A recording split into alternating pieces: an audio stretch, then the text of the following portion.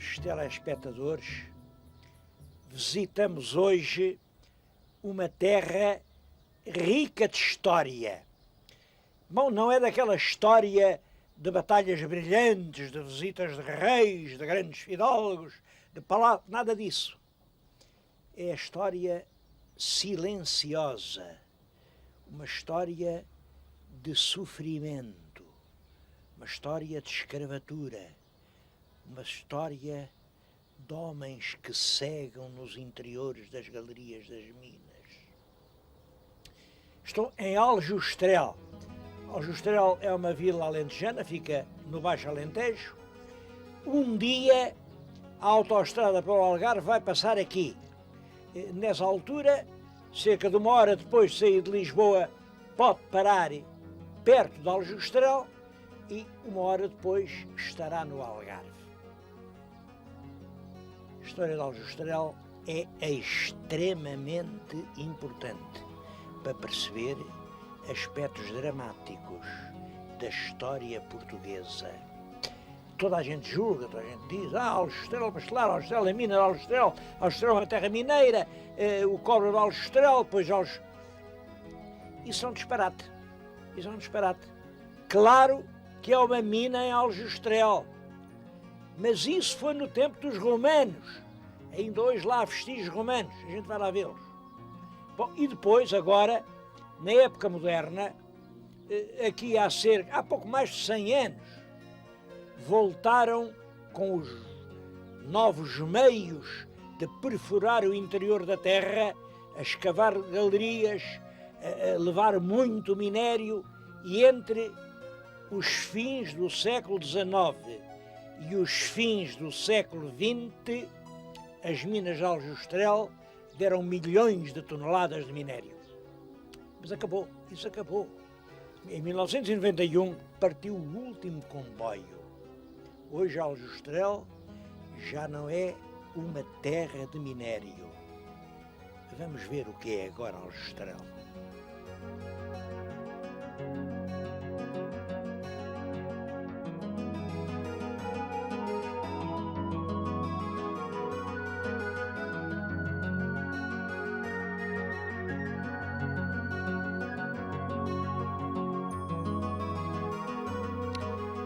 Para ver a Aljustrel de agora, eu acho que o mirante melhor é este moinho de Malpique.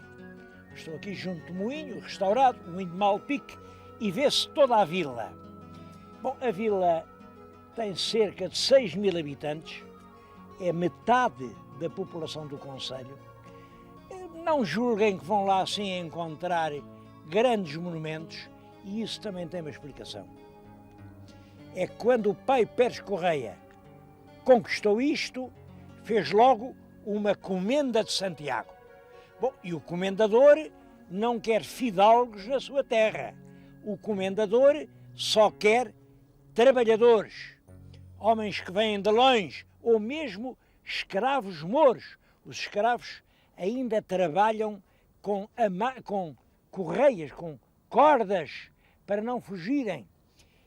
Desde o século XIII que o Alentejo era uma terra de escravos.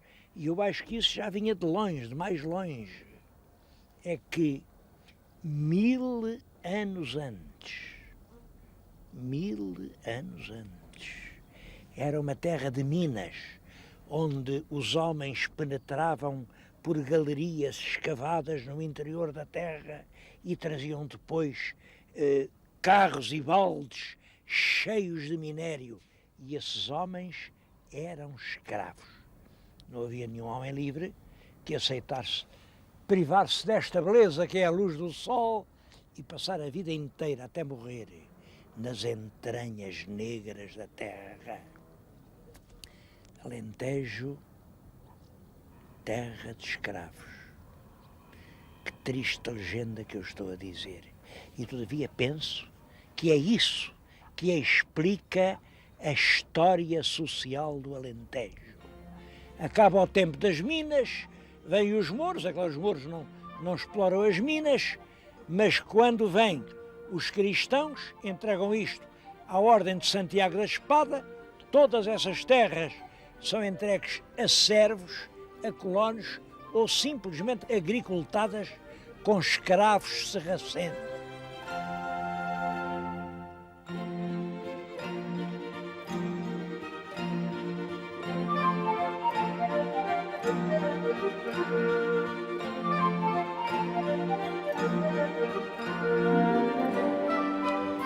Logo depois da conquista, o rei deu estas terras todas aqui à volta, isto tudo, à Ordem de Santiago. Bom, os mestres de Santiago o que fizeram foi ir ao alto de cada monte e pôr lá uma pedra a dizer que aquilo era deles. Em alguns casos ainda existem os padrões, noutros foi até nas rochas que existiam. Eu acho que estou pela primeira vez a mostrar uma rocha, reparem bem, está aqui, a Cruz de Santiago. É a espada e os braços são flor-de-lisados. Isto quer dizer, quem manda aqui é a Ordem de Santiago da Espada. Puseram a cruz a dizer que era deles, mas pouco mais fizeram. A propriedade não foi dividida, ninguém era dono de coisa nenhuma, eram servos, foreiros da ordem, que agricultavam as terras, tinham de entregar à ordem quase tudo quanto a terra produzia. Eu penso que essa doação às ordens militares é um dos fatores que está na origem do grande drama alentejano.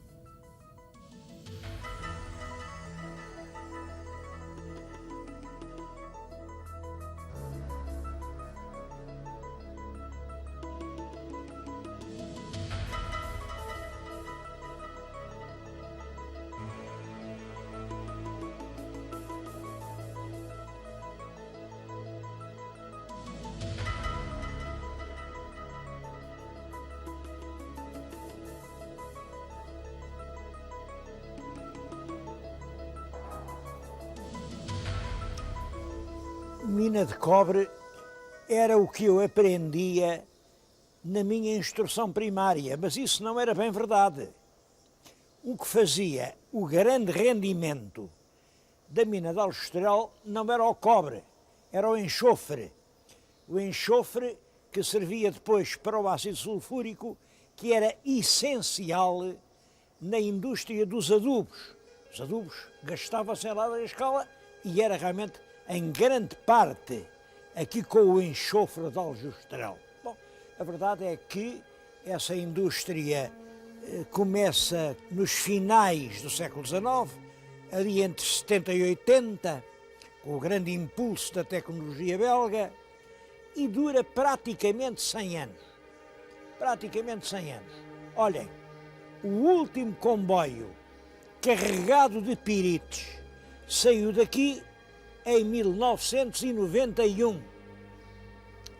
91 é também um ano muito importante para Aljustrel, porque substitui-se esse velho projeto da extração das pirites e do enxofre por um projeto muito mais ambicioso.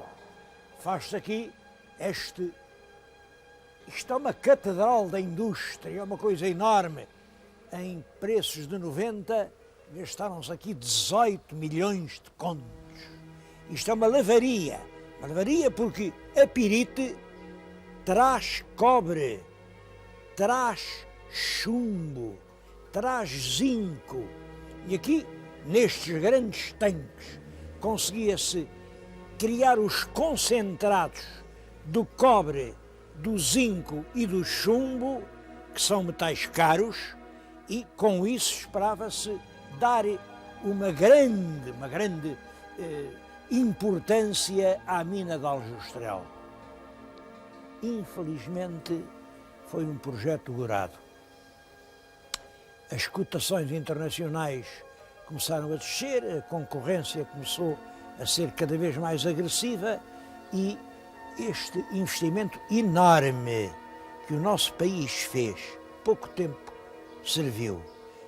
91, 92, 93 e pronto, e fechou.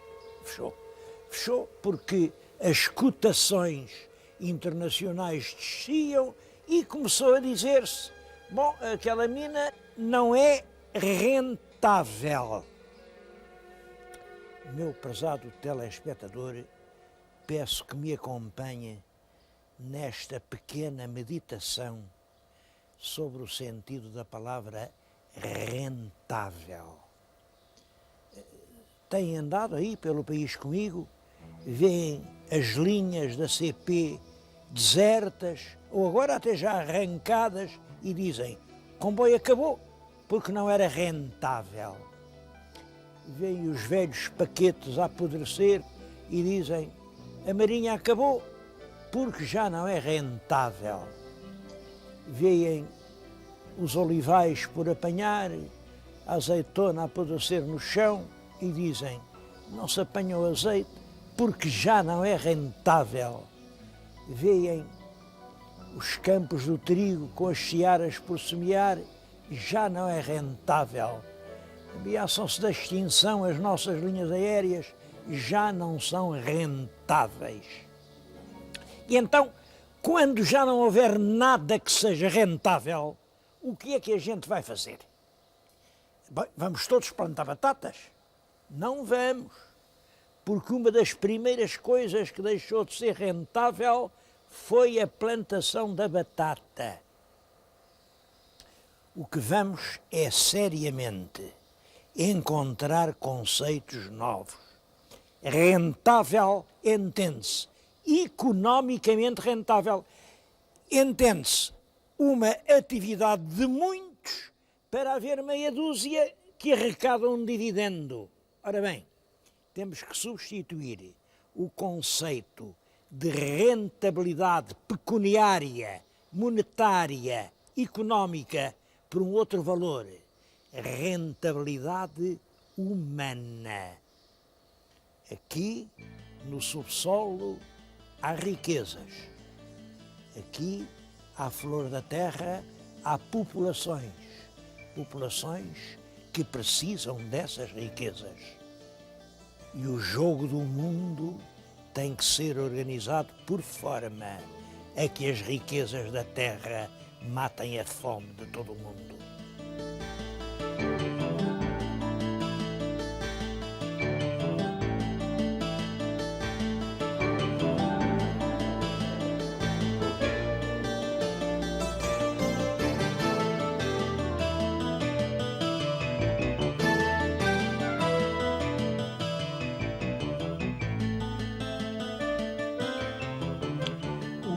Mineiro mais importante de Aljustrel é o chapéu de ferro.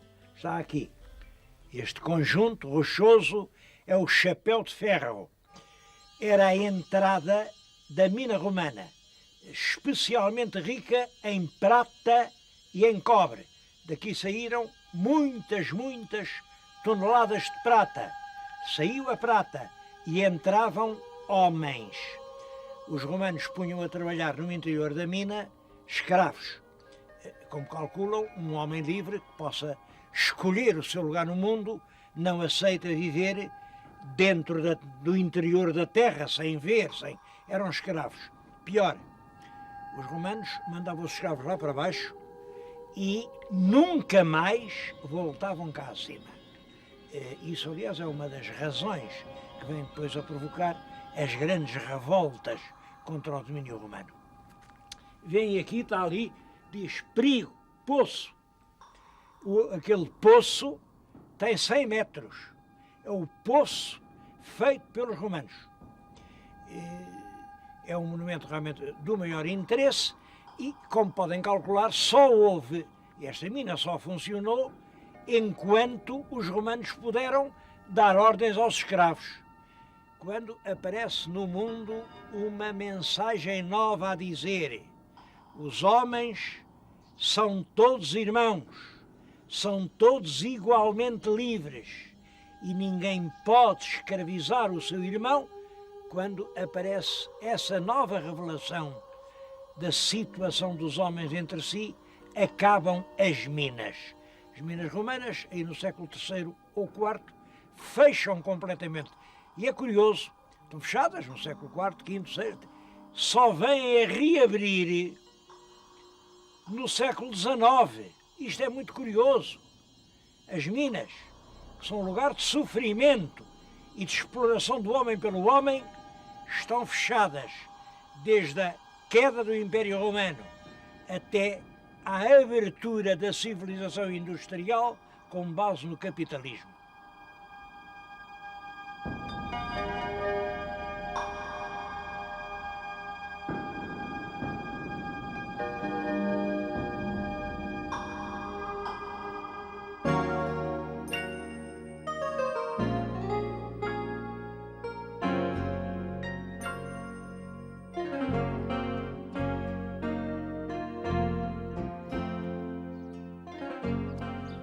Mas Aljustrel não é só a vila cabeça do concelho, é todo um território com cerca de 400 km² e com aldeias muito bonitas. Eu estou agora, por exemplo, no Hervidel. O Hervidel é famoso pelas suas chaminés.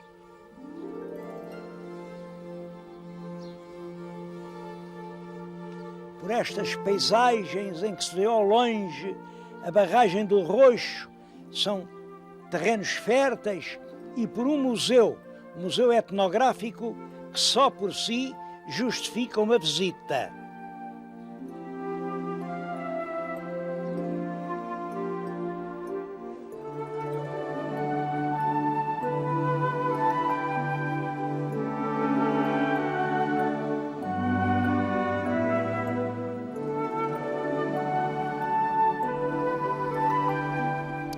Esta aldeia aqui chama-se dos Montes Velhos. Bom, eu parei propositadamente para que vissem este edifício, que não é velho, é novo. É um centro social e cultural que serve para a população dos Montes Velhos ter as suas reuniões, fazer os casamentos, fazer os batizados, terem as suas atividades culturais, a sua pequena biblioteca.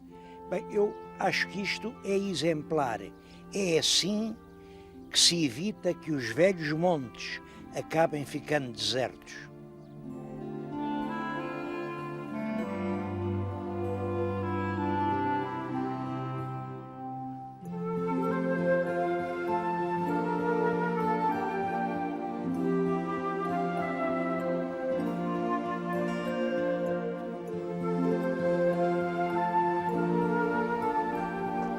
Aqui já na freguesia de Rio de Moinhos fica um monte de que lhes queria falar em especial.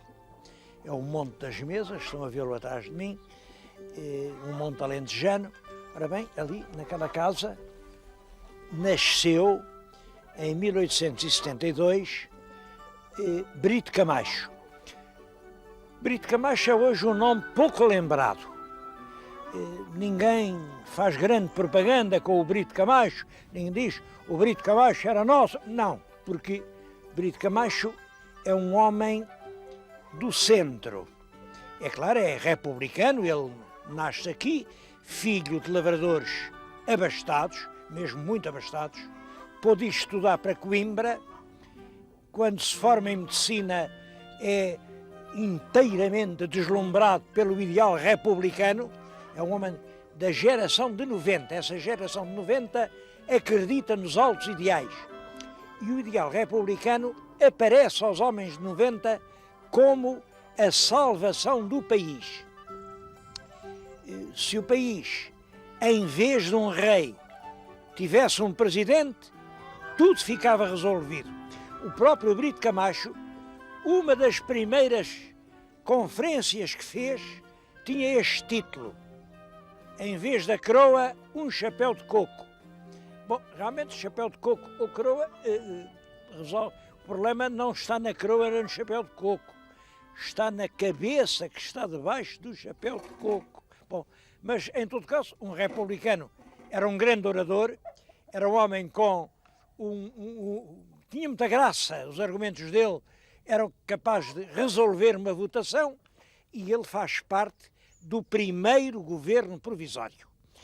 Portanto, quer dizer, ele teve o privilégio de governar cerca de 10 meses. Foi ministro do Fomento. Bem, em 10 meses pouco se faz, pouco se pode fazer, é evidente. Mas mesmo assim, este homem revela uma coisa. Ele percebia que o futuro da República estava na formação de quadros para o desenvolvimento. A pequena obra que ele teve tempo de fazer aponta nesse sentido. Bom, passa ao governo provisório, ele nunca mais veio ao governo, e nunca mais veio ao governo porque ele não era nem de uma ponta nem da outra. Ele não era nem dos democráticos do Afonso Costa, nem dos conservadores do Paiva Couceiro. Ele pensava que o caminho é pelo centro. Infelizmente o centro nunca levou a lado nenhum. As pessoas não gostam do equilíbrio. Ele ficou sempre um pouco marginalizado, morreu relativamente esquecido e hoje está esquecido. Ele era escritor, viveu aqui, olha, era amigo do Aquilino. O Aquilino Ribeiro veio aqui muitas vezes, ia com ele à caça ali aquilo é o Monte das Mesas, as mesas iam para ali caçar, e há uma série de belos livros de Brito Camacho aqui sobre o país alentejano, este baixo Alentejo profundo. São livros que, de certo modo, eles anunciam o neorrealismo, sem ainda serem neorrealistas, têm uma grande carga poética, livros a merecer reedição. Eu tenho realmente gosto e sinto-me emocionado ao prestar homenagem aqui, no próprio monte em que ele nasceu, ao Dr. Manuel de Brito Camacho.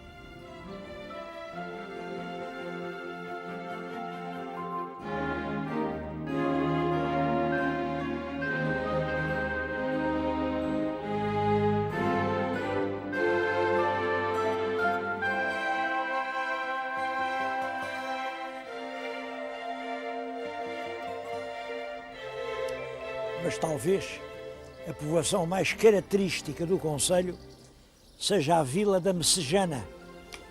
A Messejana, como vê, estou-lhes a falar diante do Pelourinho Manuelino, porque foi cabeça de concelho desde o rei Dom Manuel, em 1510, até ao século passado, 1855.